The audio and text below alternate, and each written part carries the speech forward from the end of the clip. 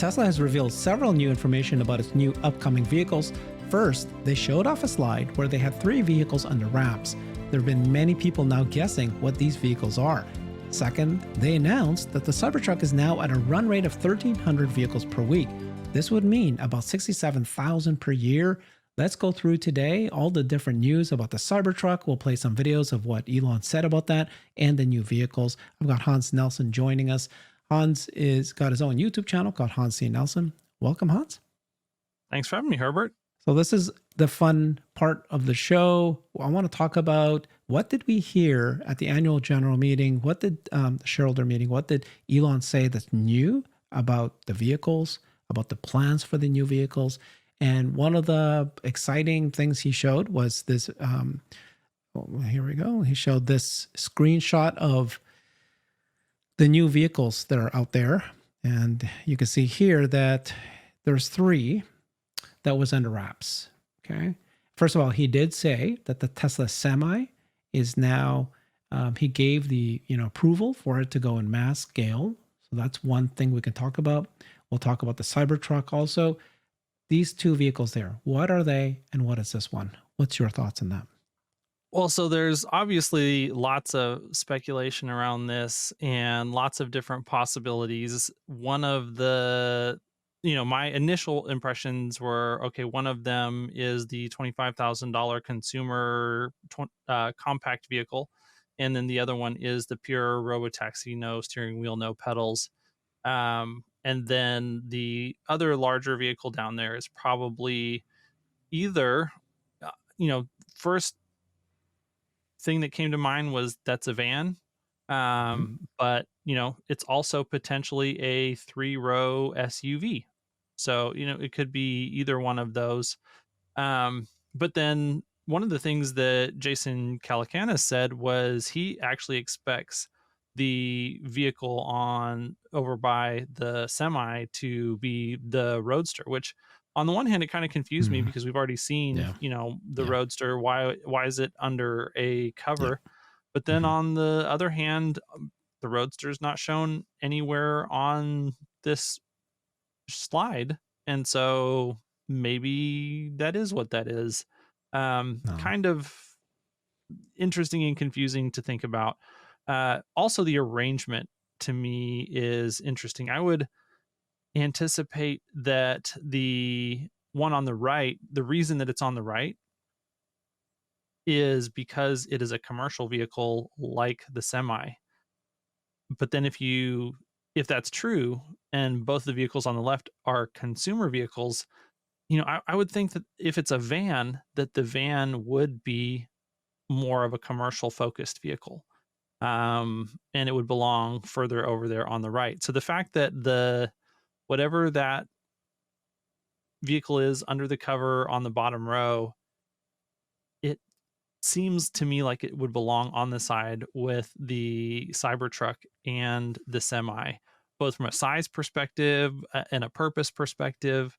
And so I've been racking my brain trying to figure out, okay, what is the significance of that, if any? And then, it's also entirely possible that someone just put you got to put 2 on the ends for the small cars. We're going to do those on the top. And we've got one more. And they just that this is random and that there is no significance. Yeah. But yeah. They could have moved the Semi to the right and then put that to the middle if that was the case. So you just made me rethink what I was about to say. So I did this on another show I just did with Yashu. And I have a very different theory of what's going on than anyone else so far. So my theory is that these 2 here are the low-cost, affordable models. He said models, too. And that they were going to use the same production line as the same, the cars that we're building today. So that's what I think these 2 are. This one, I think, is actually the robotaxi designed first. I've been saying that I believe that the robotaxi does not need to be a 2-seater, despite that 90+% of rides, there's 1 person on Uber and Lyft. And despite that, 5% is 2 people, I think that you're going to maximize the experience. You're going to walk in like a London cab, lots of space, lots of screens, really, really make that experience better. You don't need to have a low cost car for robotaxi. You can have an expensive car for robotaxi because the margins just wipe away the cost for you to make that car in the first place. Now, that's what I was thinking. This is the robotaxi first design. These are the two, you know, lower for more affordable cars. But your comment that this thing here is why did they put it to the right? That now throws all of everything I just said off. So interesting. Well, Good points. that, that's why I'm wondering if there is any significance to its position. And Yeah. because Yeah. none of Hey, the scenarios that I could come up with in my head well, made sense if yeah. there is significance there. One is that this is Cyber Cab, right? So it's built on the Cyber Cab. This is the Cyber Cab, and therefore this is the Mhm. robotaxi first design, and they did this based on production lines. So this is the Cyber Cab, much more akin to the Cybertruck production. Then you got the Semi. Then you got the six production that are very similar, just normal cars. So but then that doesn't make sense to me that a low affordable model will be van like or SUV Well, like, square like. You see, that seems to me more like the yeah, cyber van, the cyber designed, cyber inspired. the shape is very interesting, but it does seem like the top row, those are going to be your sedans, and the bottom row is going to be your SUVs. And so that, SUV Mm, van, or yeah. what you said about their Elon saying we're going to make multiple new models and they're going to be made on the existing lines. Potentially, the those are the two on the left are those two models, like you said, and then the one on the right goes back to commercial, um, the robo taxi with no steering wheel and pedals. And maybe that shape there has nothing to, maybe it is cyber, or maybe it is what you said, where it's a larger Mm. form factor. I don't know if there is any significance to or I don't think there's a ton of significance to the shape of what is under the sheet. I'm going to take back what I said because the Cybertruck is not commercial. So you were saying these two are commercial. They're not. This is not commercial. This one is. So that doesn't mean this one is commercial. I mean, they're definitely fleet ready vehicles. Like, obviously there's a huge retail for the Semi, it is commercial and it is a fleet vehicle. I think that the Cybertruck is capable of being a fleet vehicle, that when they start selling the base model of the Cybertruck, I think that those are an extremely good option for fleets of work trucks. Um, I mean, that's why I say that, but maybe I am wrong. Maybe you're right. And for commenters, like, obviously we would love to hear, what is it that we've got right on this? What is it that we've got wrong? Yeah. What are your theories? I mean, because this is so far out in speculation land and Yeah. we are struggling to make sense of it. So give us your Yeah. thoughts and help us to unravel this mystery. Yeah, but I mean, it is, but that is what Tesla does. They always have Easter eggs. So let's talk Cybertruck. So one of the new information that Elon shared at the annual shareholder meeting was the Cybertruck is now at 1,300 uh, run rate per week. And so this, mission made the impossible possible with the Cybertruck. He also said that. And so he said now production reached a production record of 1,300 Cybertrucks per week. So I think if you are 1,300, you're talking 67,000 per year now. That is obviously not going to be, what it is by the end of the year necessarily because they were slow at the first half of the year. But if you think that the second half of the year it's actually going to be faster than 1,300, the final months, it could be ended up around 67 at that point then targeting a production increase of 2,500 Cybertruck units per week by the end of 2024. So that was the goal. You've also said that he might be sandbagging this, I believe. What's your thoughts on that? Yeah, I mean, let's see, 1,300 plus 2,500 gets you up just under 4,000 Cybertrucks per week. Is essentially, I think they're saying it's 3,800 Cybertrucks um, per week by the end of 2024. Is that the 250,000 units per year run rate? I hate doing math live. Mm-hmm. It is the worst. 250,000 divided by 52. Yep. Is 4,800. So it seems like that's what I was thinking. 5,000 units per week is roughly that 250,000 run rate. And so this is saying that by the end of this year, we're still going to be shy of that, Mhm. somewhere more in the neighborhood of probably 175. All right. And then he also said that Tesla is going to end production of the Cybertruck Foundation series units and then shift its focus onto the non-foundation Cybertrucks in the fourth quarter. That's in the fourth quarter. What's your thoughts on that Mhm. one? I thought he was saying it was going to be sooner than that in the call. Apparently, the source for this reporting has a different view on that. To me, when he was talking at the shareholder meeting yesterday, it sounded more like potentially next quarter that they're rolling into production that's not foundation series. Um, but it's good to see that they're working through all of that. I don't know if that means that they're having great progress on the cost grind that Elon mentioned yesterday, or if it just means that they've run through the entire list. I've heard that some people that were pretty late putting in their order have already gotten offers now to configure their Foundation Series Cybertruck. So it could just be that they finally run through the entire order queue of people and that they have, everyone who had a pre-order in place had an opportunity to purchase a Cybertruck Foundation Edition, probably if they're in the US or Canada. um, and so now they've made that offer to everyone. The next move is to begin selling the lower priced trims, and then I think they'll probably do that thing again. They'll probably have the top trim of non-foundation series is the next one that will go on sale, and they'll probably go through the entire list and offer them the ability to configure that trim. And then once that's done, then they come down to the lower trims, and you would hope that each time they lower the price, they're actually able to increase the conversion rate of people who are ordering that vehicle.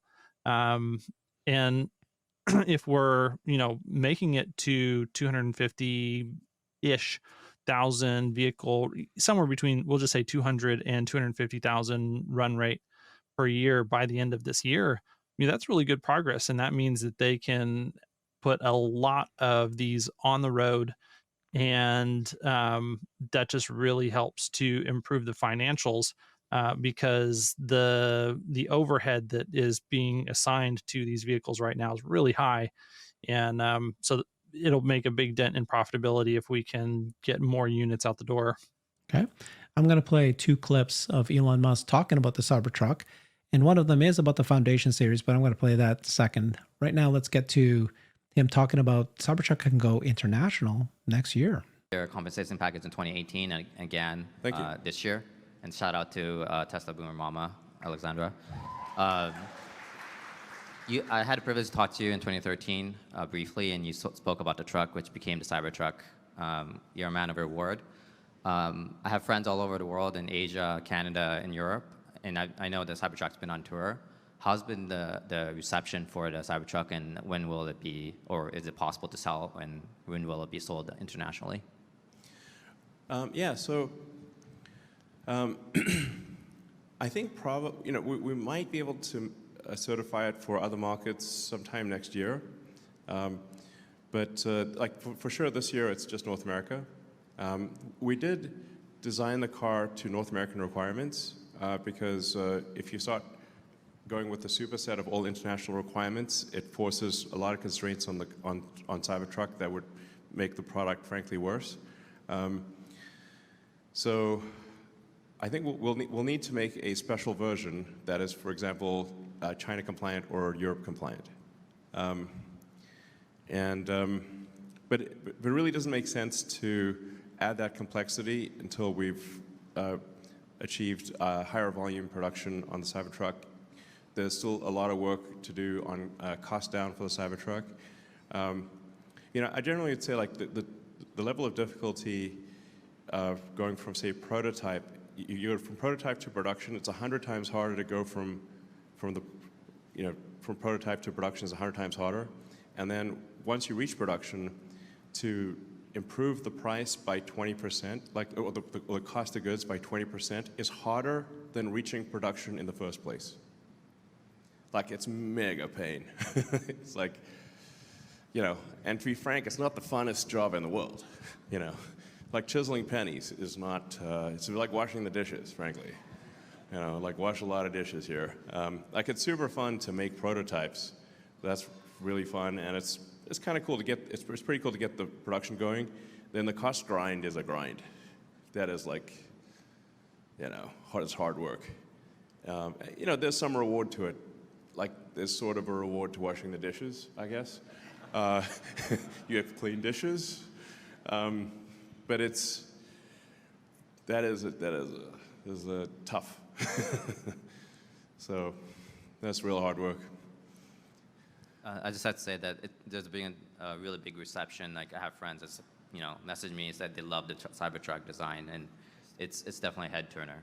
So. Oh yeah, I think from a demand standpoint, we would have plenty of demand in other parts of the world for Cybertruck, no question. Like, wherever it goes, anywhere in the world, it gets a massive crowd. So it's not a demand thing. It's really, we've got to reach volume production, go through the cost grind. It would be difficult for me to overstate the difficulty in the cost grind. It's really intense. And then we've got to recertify the car, which includes making some design changes to be compliant in other markets. Yeah, that's our good friend Sat. He's been on the show many times. Brilliant, great guy. And asking about Cybertruck going international. What do you think about Elon's answer? Yeah, so I think that, we've already got two variations of the Cybertruck that are being produced. You've got the dual motor and you've got the Cyber Beast. And so I think that's, we'll just have to see, like I said, when we move to the next wave, can people configure both Cyber Beast versions and dual motor versions now that we're out of foundation, or are they going to limit just to Cyber Beast for the next set of orders? Kind of hard to say on that side. I think that they probably will offer both just because of the different battery options, and I think that they would like to be able to produce, both the dual motor and the Cyber Beast. That way that every vehicle doesn't have the max battery capacity. But that being said, I do wonder if we get the next single motor variation of the Cybertruck before we go to international, that it may be easier to add the complexity of those international versions and stick with the dual motor and the Cyber Beast than to say, hey, we want to go ahead and make the single motor, and that's going to be available here in North America at the types of volumes that they're really going to be looking at there. But it is good news, obviously, for international customers to hear that there are, it's feasible, and there's at least a plan at this point in time for the Cybertruck to be sold internationally. And so, like a lot of people had questions, is there going to be a Europe compliant version of the Cybertruck? Is it even possible to make that car and sell it there? And at least at this point in time, it sounds like potentially there is. And so that's great news for them. Yeah, Cybertruck is moving very fast. They're increasing production. They're moving out of foundation. They're going to go international next year. As he explained, it's a little bit more difficult, but they'll get there. And then the cost savings. Let's watch the Cybertruck Foundation series again. Did you have a comment on that? I think the dual motor and the Cyber Beast both have the same battery capacity, don't they? I think I was misremembering when I was talking about that one point. So, all right, let's listen to the Foundation series. Good afternoon, Elon. Hey. I like your shoes. I don't know if everybody else can see them. Yeah, Cybertruck. Out there. Cybertruck, yeah. My question was, in regards to the Foundation series, do you guys have a certain number that you are planning on making, or a timeline of when the non-Foundation series are going to come out? Yeah, we'll start making we'll end the Foundation series actually pretty soon, and the non-Foundation series sometime next quarter. Yeah, there you go. So you're correct. It's not the fourth quarter. Next quarter. Yeah, next quarter. So, well, yeah. Could be the fourth quarter then. Because we're already in the third quarter now, right? January, March, April, May, June. Yeah. Okay. Anyways, there you go. So those are the new vehicles. We're talking about Cybertruck. Yeah, lots of things moving forward. The beautiful thing of what we're listening to now is, what I love about Tesla today, the story, that this whole new book that he's talking about, is that there's progress everywhere.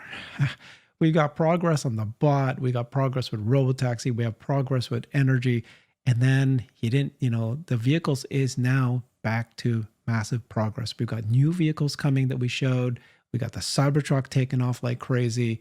Some people are saying even the roads, don't forget about the Roadster. So things are still happening. There's going to be the robotaxi version of Cybercab plus the more affordable model. So lots to look forward to. Yeah. Absolutely. Nice. Thank you so much, Hans. So follow him on his YouTube channel, Hans C. Nelson. Thank you, everybody. Bye-bye. I've created a website that is the most comprehensive resource for the Tesla investor. Please check it out. Simply go to my website at herbertong.com.